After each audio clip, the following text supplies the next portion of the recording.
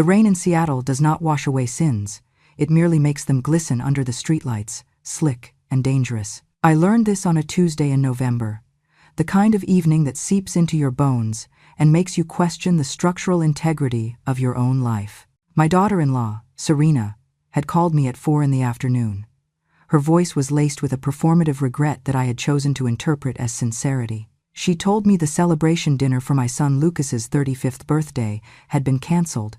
She claimed Lucas had a migraine, a debilitating one, and that they were just going to order takeout and sleep it off. "Stay home, Margaret," she had said.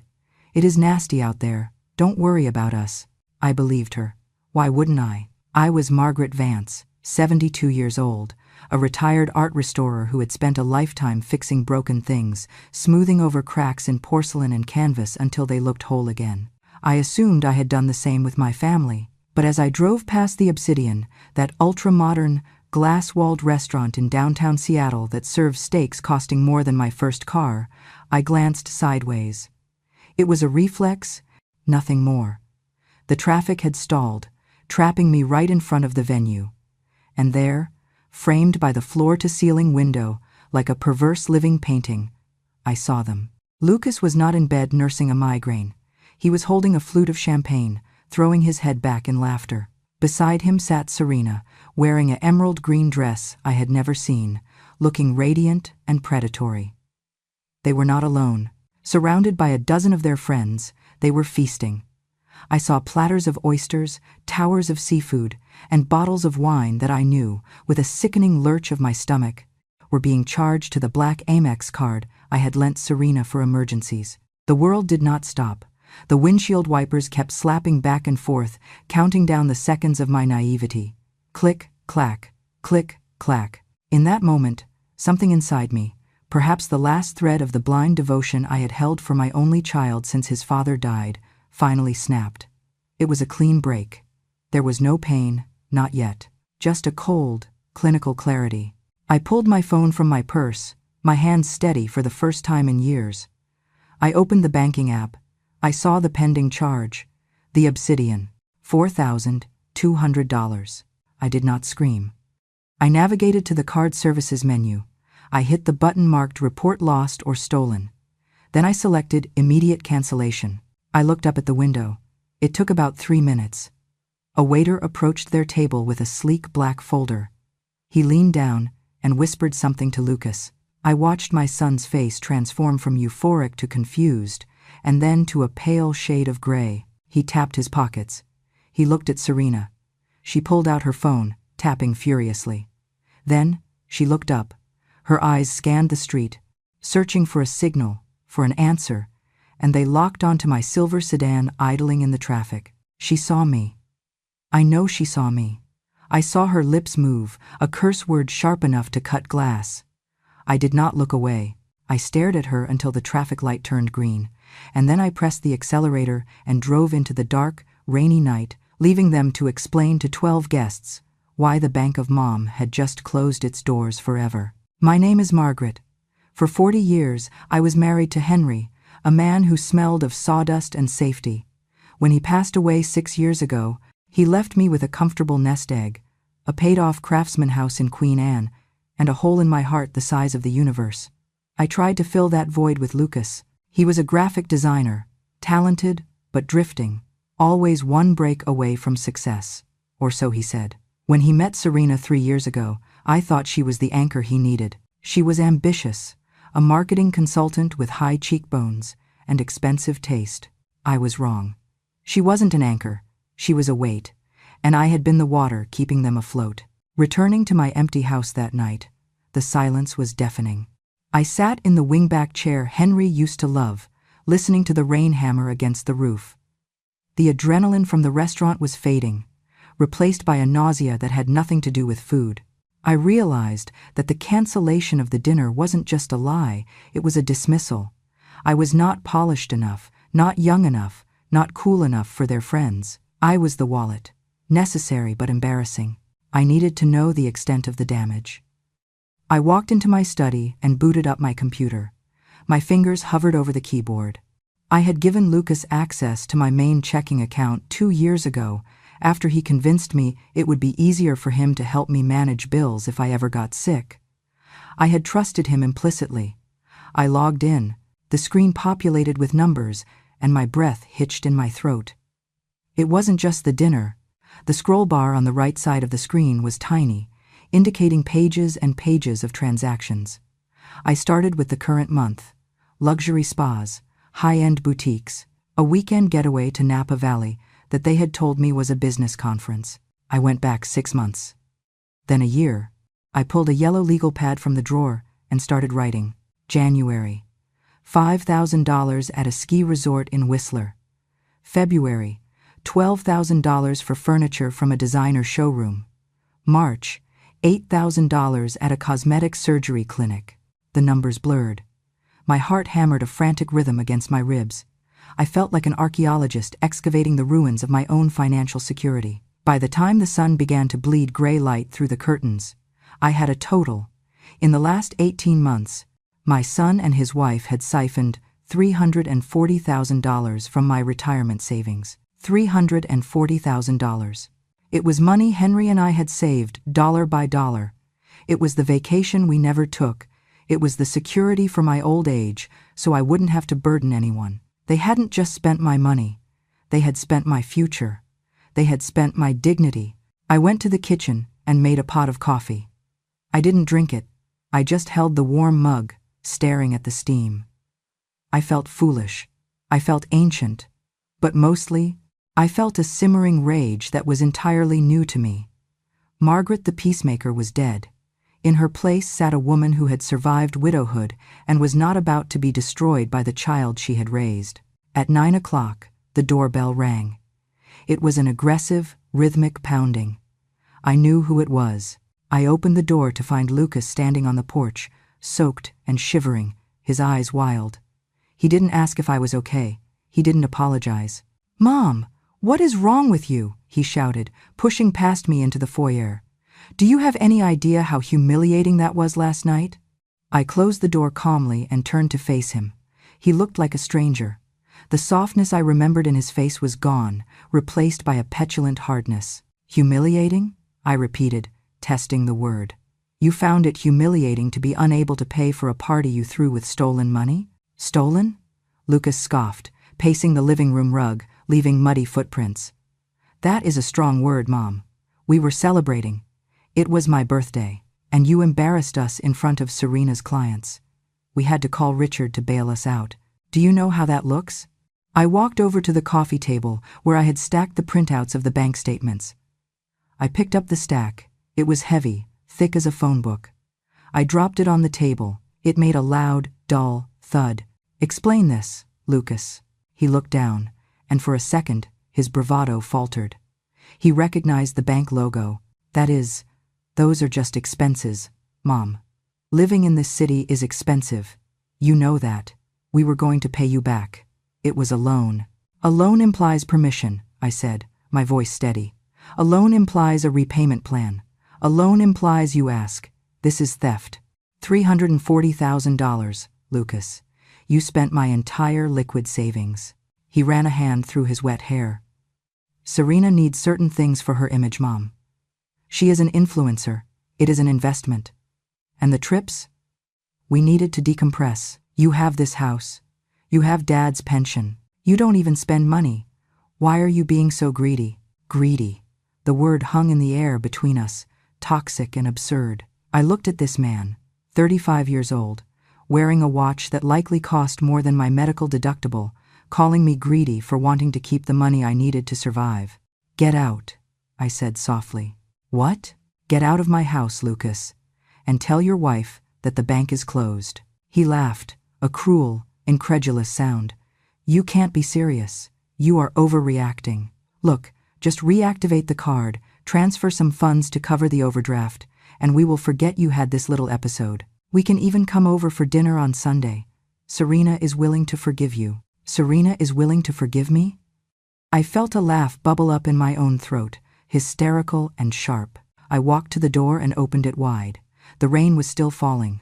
"If you are not off my property in 1 minute, Lucas, I am calling the police and reporting a grand larceny." He stared at me, searching for the bluff. He didn't find one. For the first time, genuine fear flickered in his eyes. He backed away, shaking his head. "You are going to regret this, Mom. You are going to be a lonely old woman, and you will have no one to blame but yourself." He stormed out to his car. I locked the door, slid the deadbolt home, and slid down to the floor, weeping until my chest ached. He was right about one thing. I was alone, but I would rather be alone with my dignity than surrounded by parasites. I spent the next 2 days in a fugue state, mourning the living. On the third day, my neighbor, Beatrice, knocked on the back door.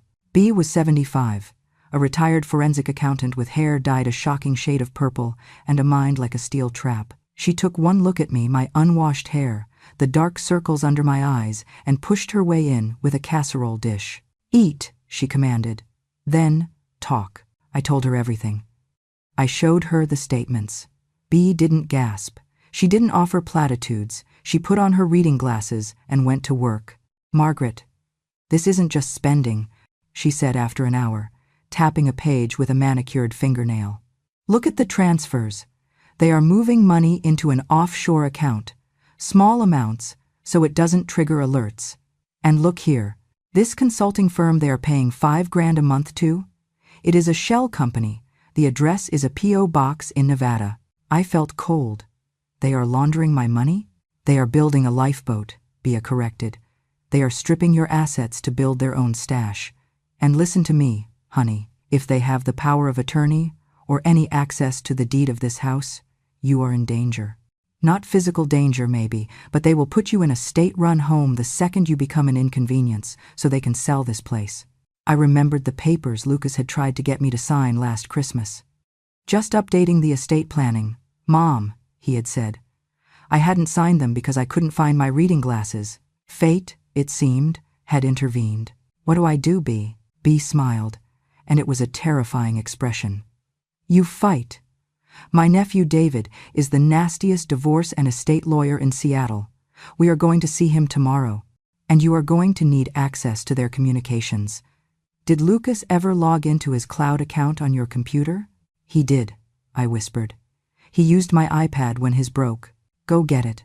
What we found on that iPad shattered whatever fragments of love I had left for Serena. It was a group chat titled The Golden Goose. It was between Serena and her 2 sisters.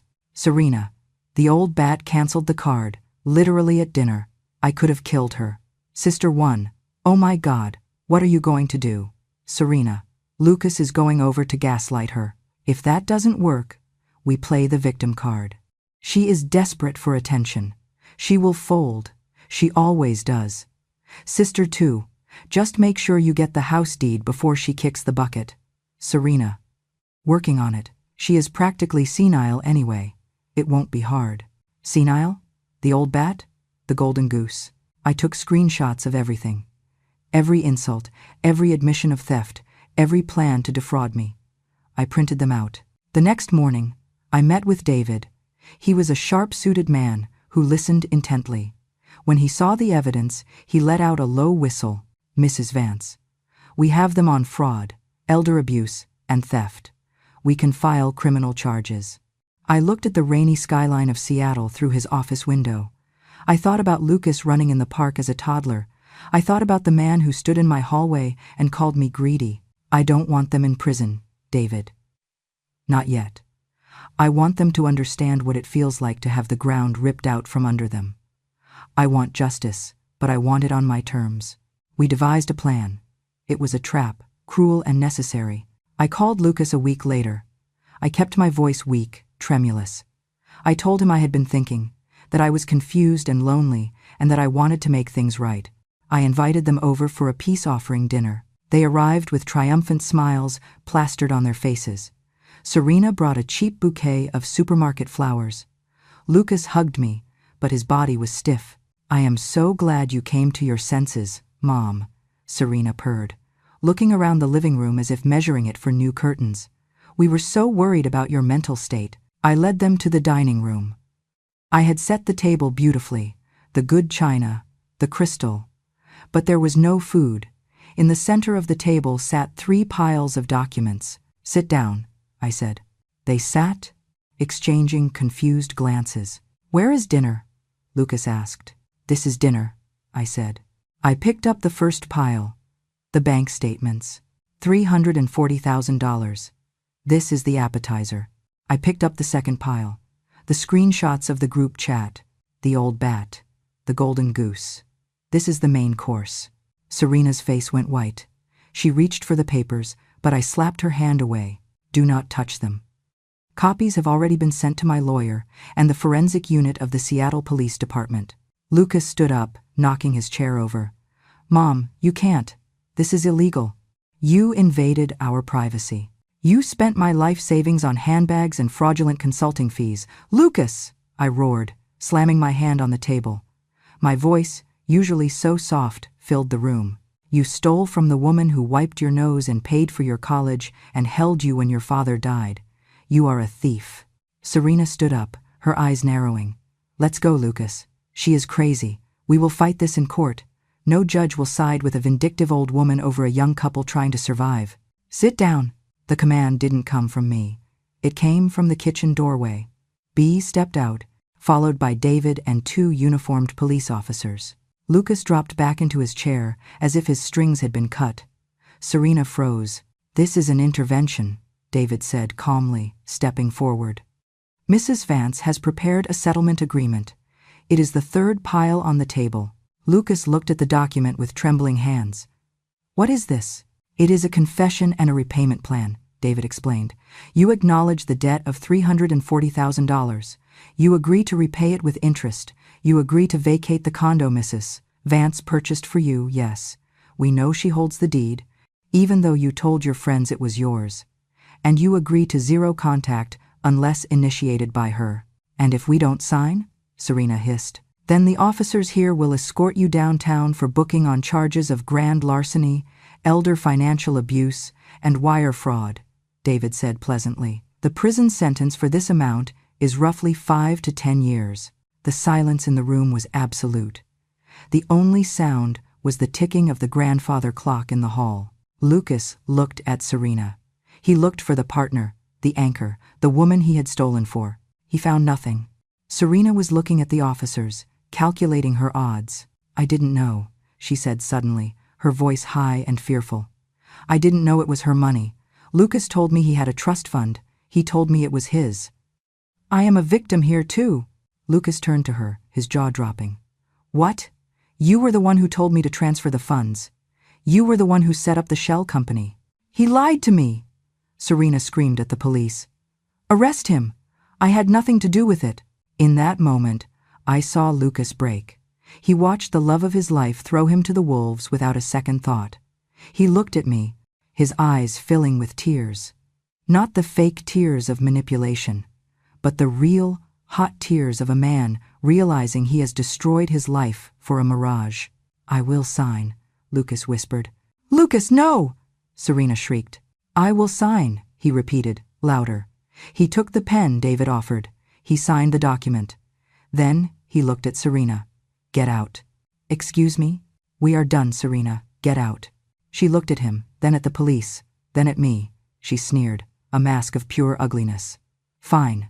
You are a loser anyway, Lucas. A mommy's boy with no spine. And you," she spat at me, "I hope you die alone in this big, empty house." She grabbed her purse and stomped out. The police officers followed her to ensure she left the premises. Lucas sat there, slumped over the table, weeping into the documents that detailed his betrayal. I wanted to go to him. The mother in me wanted to wrap her arms around him and tell him it would be okay, but I stayed in my chair. Because it wouldn't be okay, not for a long time, and I couldn't fix this for him. I had fixed things for him his whole life, and that is how we had ended up here. "You have 30 days to move out of the condo," I said, my voice tired but firm. "The payment plan starts next month. I suggest you get a second job." "Mom," Lucas sobbed, "I am so sorry. I am so sorry." "I know," I said, "and I forgive you. But I do not trust you, and until you can earn that back, you are a stranger to me." Lucas left an hour later. B stayed. We drank wine in the kitchen and didn't say much. There wasn't much to say. The next year was a blur of activity. I sold the condo. I sold the jewelry Serena had left behind. She hadn't been able to take it in her haste. I took all the recovered money, along with the payments Lucas started making faithfully, and I did something I had dreamed of for 20 years. I opened a storefront in Pioneer Square. The Gilded Edge. It was an art restoration studio combined with a small gallery for local, forgotten artists. I hired young students to help me. I filled my days with the smell of varnish and turpentine, bringing beauty back to faded canvases. Lucas hit rock bottom.